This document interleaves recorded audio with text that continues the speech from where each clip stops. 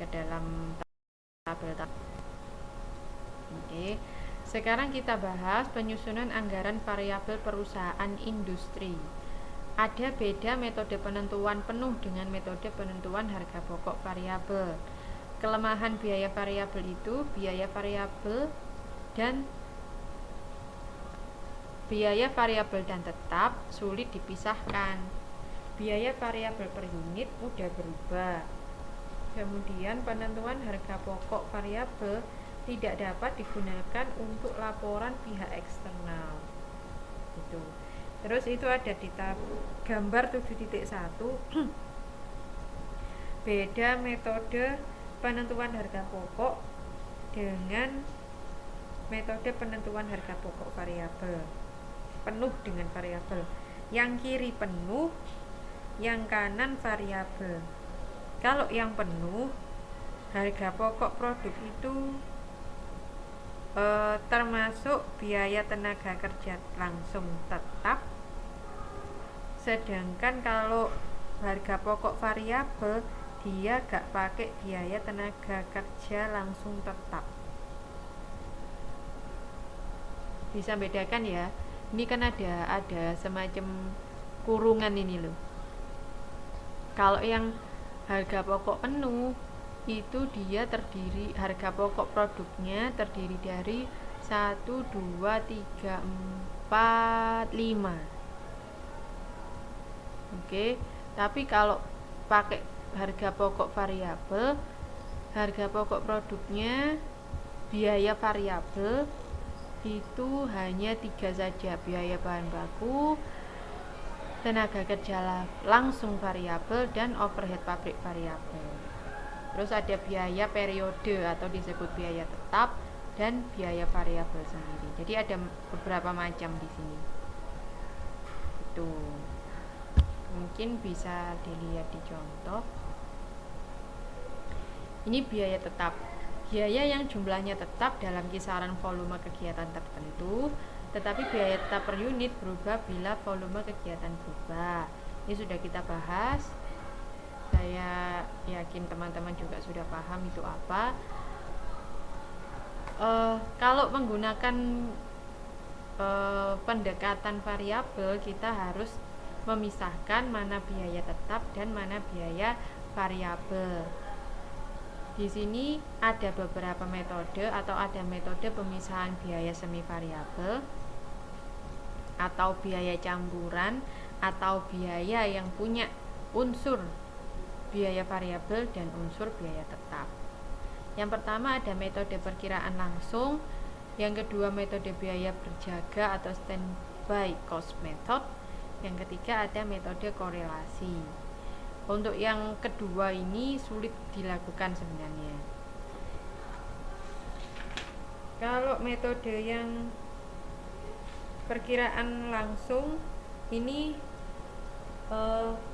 dikira-kira saja, kira-kira biaya tetapnya sekian, biaya variabelnya sekian, tapi tentu saja harus dilakukan oleh orang yang berpengalaman gitu. Terus kalau metode biaya berjaga ini yang paling sulit dilakukan.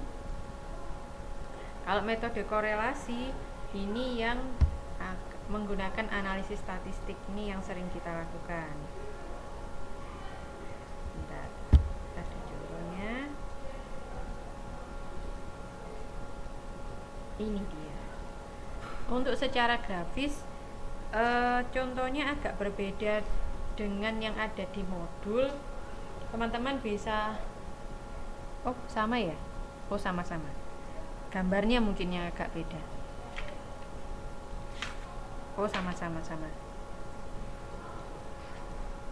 Ini ada data biaya pemeliharaan mesin, ada jamnya, ada bulannya, ada biayanya. Kalau di dalam tabel itu bentuknya di tabel 7.9. Saat kita masukkan ke grafik, nanti jadinya di gambar 7.3 sini. Oke. Tahu cara gambarnya ya teman-teman? Teman-teman bisa cara gambarnya dari tabel menjadi grafik. Oke. Terus, nah kalau kita lihat seperti ini, biaya variabel dapat dihitung sebagai berikut. Jam mesin yang tertinggi, sebentar.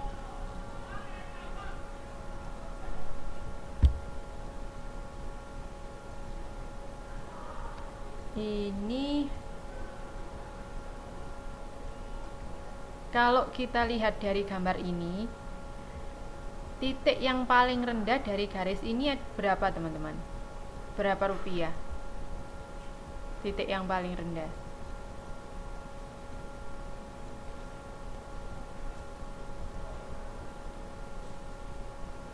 Saat mesin tidak betul 300 ya teman-teman ya.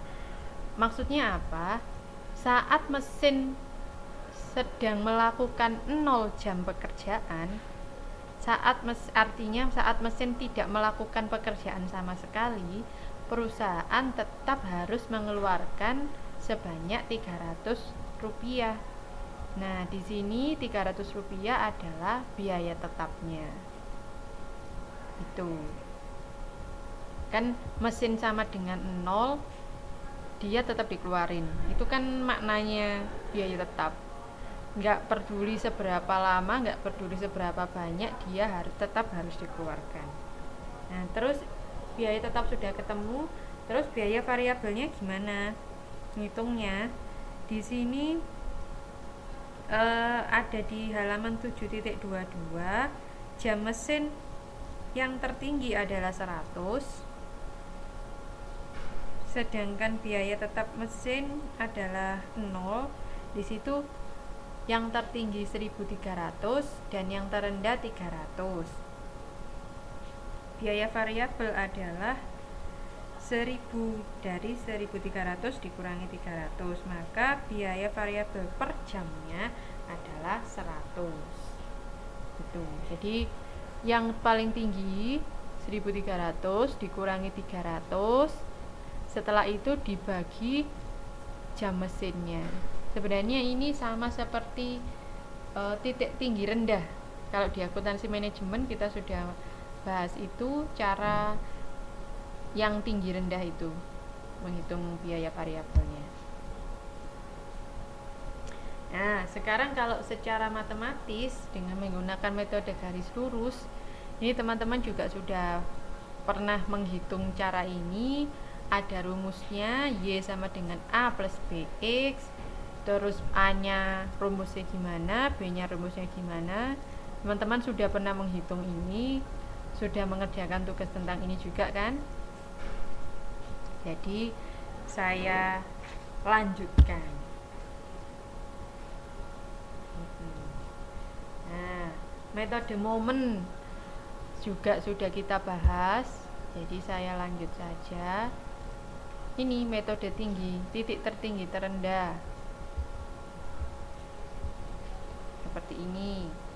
Juga sudah kita bahas sebelumnya. Nah, sekarang manfaatnya. Manfaat penentuan harga pokok variabel dalam pengambilan keputusan.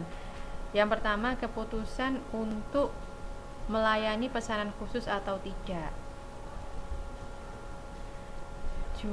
Contohnya ini perhitungan laba rugi sebelum dan setelah adanya pesanan khusus.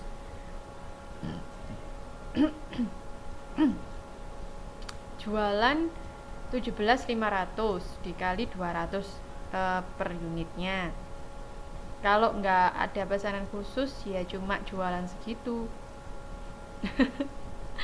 Iya, iya Mbak. Kalau ada pesanan khusus maka dia tambah 5.000 unit dengan harga 180. 180 kan sebenarnya lebih murah, tapi karena dia pesanan khusus, coba aja deh gimana kalau kita terima kayak gitu. Terus ada biaya variabel